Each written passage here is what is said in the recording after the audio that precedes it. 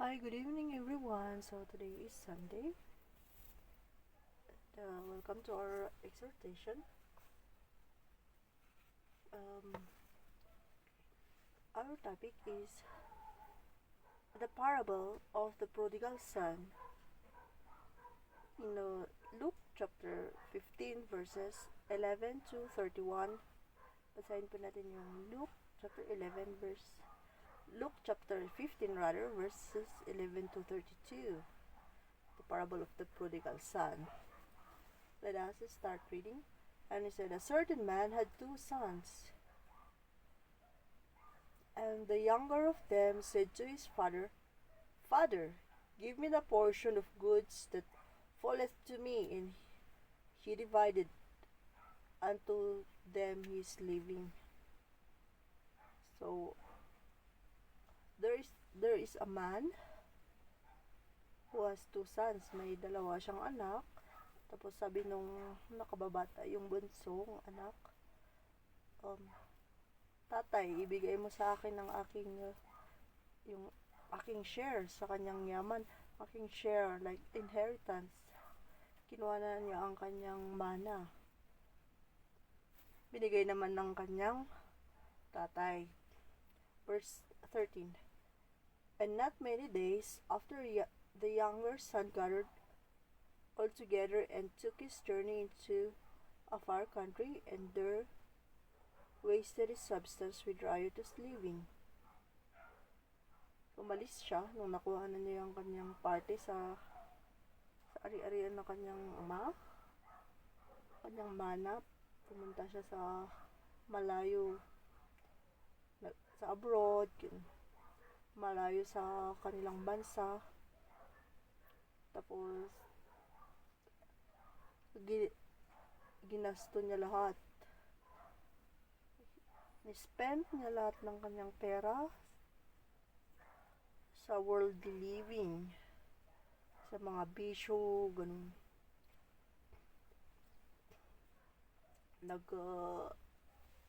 Nagpakasaya siya. He spent all his money hanggang sa walang-wala na siya. Verse 14. And when he had spent all, there arose a mighty famine in the land, and he began to be in want. So, walang-wala na siya. He is now poor. Tapos may famine, may crisis sa lugar kung nasaan siya. Verse 15. And he went and joined himself to a citizen of that country, and he sent him into his fields to feed swine. So, kung dati, para siyang prinsipe dun sa lugar or tahanan ng kanyang tatay, ngayon, isa na siyang servant. Tagapagsilbi na siya. Tagapagpakain ng mga alagang baboy. Verse 16. And he would fain have filled his belly with the husks that the wine did eat, and no man gave unto him. Walang magbibigay sa kanya ng pagkain, kaya ang kanyang kinain ay pagkain ng swine. Low quality ito na food ng swine. Pagkain ng baboy. Verse 17. And when he came to himself, he said, How many hired servants of my father's have bread enough to spare, and I perish with hunger. Naisip niya na yung mga tauhan or servants ng kanyang tatay, they have enough na pagkain. Samantalang siya, mamamatay na sa gutom dun sa ibang lugar. Verse 18. I will arise and go to my father, and will say unto him, Father, I have sinned against heaven and before thee. Verse 19. And am no worthy to be called thy son. Make me as one of thy hired servants. So, balak niya, plinanon niya na umuwi, bumalik sa kanyang ama at humingi ng tawad. Tapos mag-apply siya as a servant kahit hindi na as a son. Verse 20, and he arose and came to his father, but when he was yet a great way off, his father saw him and had compassion and ran and fell on his neck and kissed him. So, nung malayo pa lang siya, sinalubong siya ng kanyang ama, masayang masaya, habag na habag sa kanya, may awa sa kanya, at kanyang niyakap at hinalikan. Verse 21, and the son said unto him, Father, I have sinned against heaven and in thy sight, and am no more worthy to be called thy son. Yun, humingi siya ng tawad at sinabi niya na hindi ako karapat dapat na tawaging anak mo kasi nagkasala siya.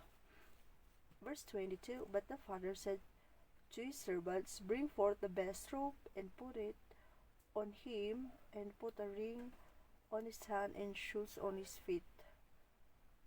So, dinamitan niya ang kanyang anak ng napakagandang damit, napakagandang kasuotan na may mga alahas pa, magandang sapatos. Very concerned pa rin itong ama.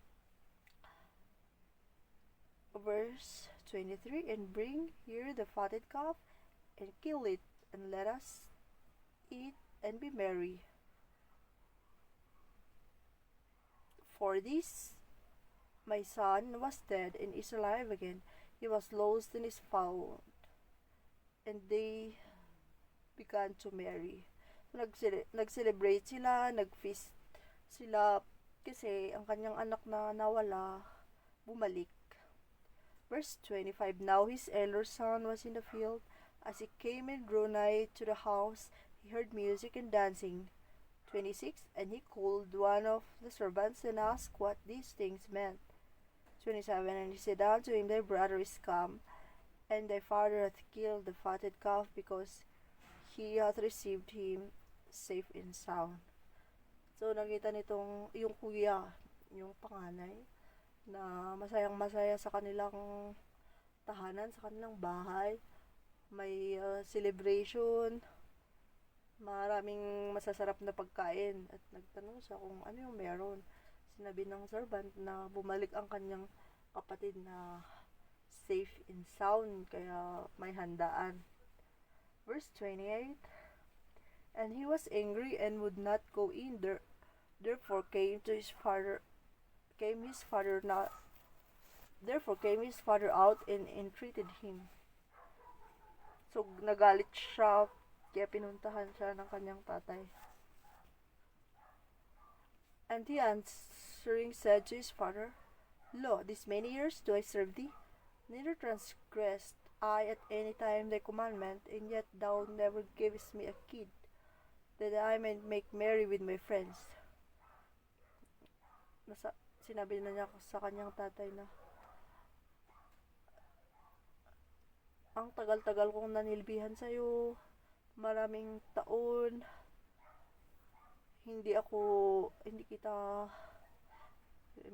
ako nagkasala sa'yo, pero bakit kahit isa man lang maliit na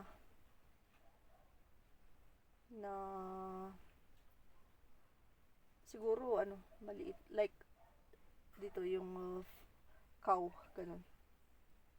Isang maliit man lang na pagsasaluhan nila ng kanyang kaibigan, hindi binigay ng kanyang tatay. So, verse 30, but as soon as thy son was come, which hath devoured thy living with harlots, thou hast killed for him the fatted calf. Pero nung bumalik itong anak mo, bakit Nung bumalik yung anak mo na ginasto yung pera mo sa walang kabuluhan, sa bisyo, you are very willing ka na patayin ang yung matabang baka para sa celebration ng kanyang pagbabalik.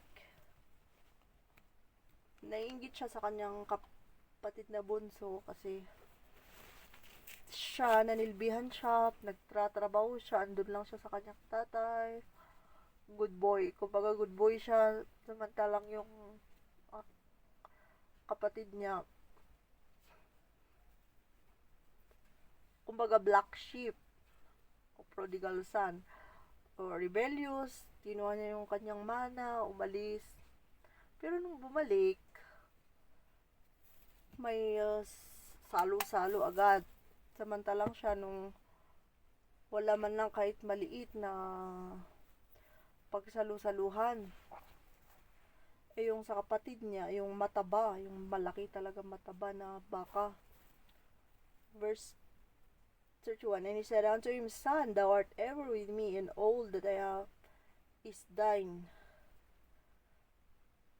32, and it was meet that we should make merry and be glad, for this thy brother was dead, and is alive again, and was lost, and is found. O diba sabi ng tatay, ikaw, andito ka lagi sa akin.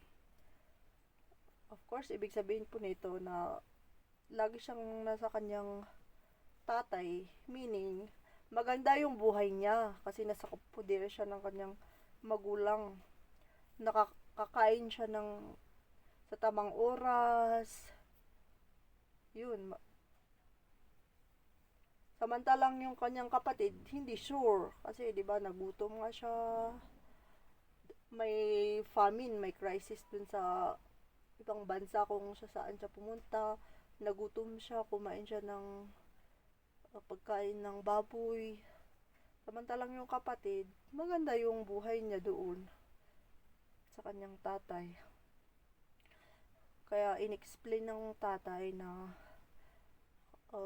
marapat lang na maging masaya, maging magalak, sapagkat yung kapatid mo na namatay, nabuhay muli, na nawala, bumalik.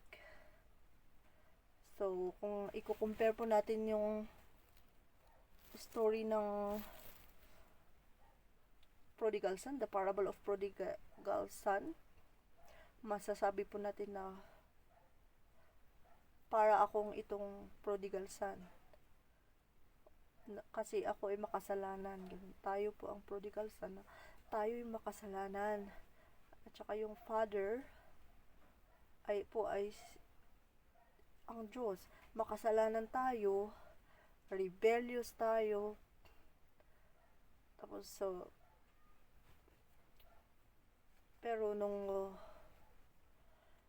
naranasan na natin yung hirap ng buhay, tsaka natin maiisip na bumalik kay Lord, na lumapit kay Lord. Pero si Lord, open arms, siya ay may habag sa atin, compassion, nakakabag siya sa atin, at mahal na tayo. Inaantay pa rin niya tayo na lumapit, bumalik sa kanya. Tapos tuwang-tuwa siya. Gaya nung pagtanggap muli ng tatay dito sa ating passage.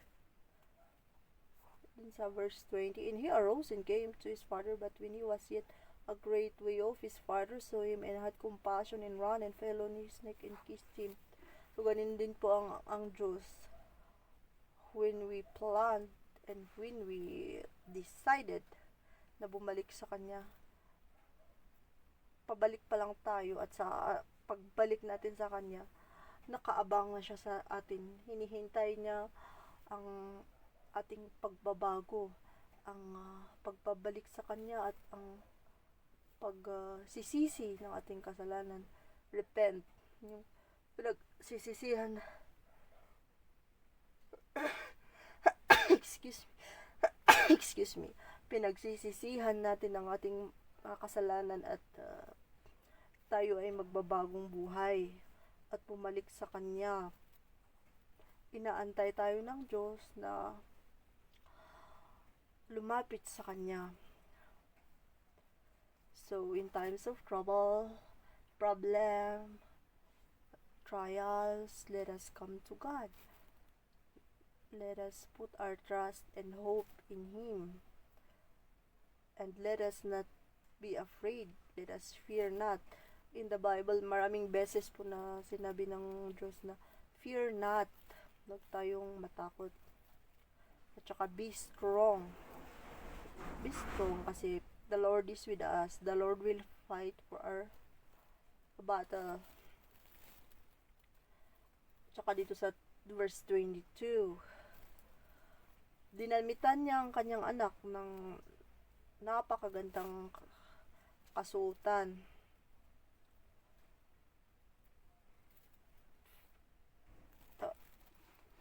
Ganun din po ang Diyos sa atin. He wants us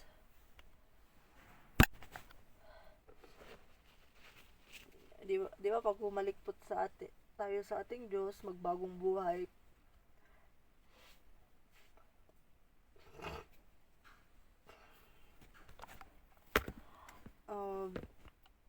He is waiting for us, He's waiting for us to return. He's inviting us to come to Him. Tsaka He don't mind our iniquities, our sins. Hindi niya tinitingnan. Diba dito sa ating dito sa kwento ng prodigal son, hindi niya tiningnan yung pagkakamali ng kanyang anak na nagrebelde. Ang importante sa kanya, bumalik ang kanyang anak. Ganun po ang Diyos sa atin. Ang importante ay bumalik tayo sa Kanya. We may be lost, but the Lord found us. We may be dead in sin, but by God's grace, we are forgiven. Kasi si Jesus died on the cross, nabubos ang kanyang dugo for our sins, for our salvation. Yun. Jesus took it all in the cross. Tapos dito naman sa last few verses, yung kanyang kuya ay naiingit sa kanya. There is jealousy kasi hindi naman siya nagkamali ganun sa kanyang tatay.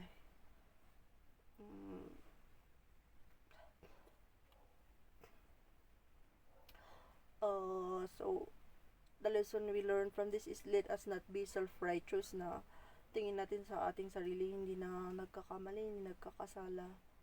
Kasi yung pagkainggit pa lang natin, jealousy or envy, it's already a sin. Tsaka matuwa tayo kung may kapatid tayo na nawalay or nawala sa presensya ng Diyos tapos bumalik. Let us rejoice. Sabi nga sa Bible, kapag isang soul ang nailigtas, ang naisave,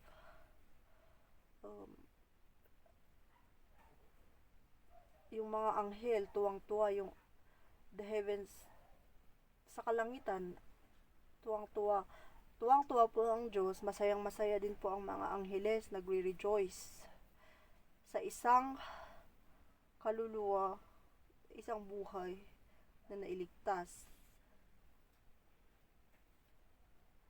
So, we are precious in God's sight. Let us come to Him. Let us, kung napariwara man po tayo, nawala sa landas, let us return to Him. Yun po, and magandang gabi po sa ating lahat. Before we separate, let us pray.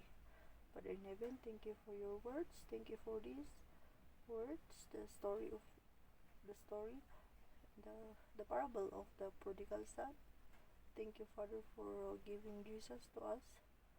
Thank you, Father, that Jesus died on the cross and rose again para mapatawad kami sa aming mga kasalanan. And thank you for the gift of salvation. Thank you for your grace. I ask you, Father, to bless us as we learn more of your words, and bless each and every one na makakarinig dito sa mensahe.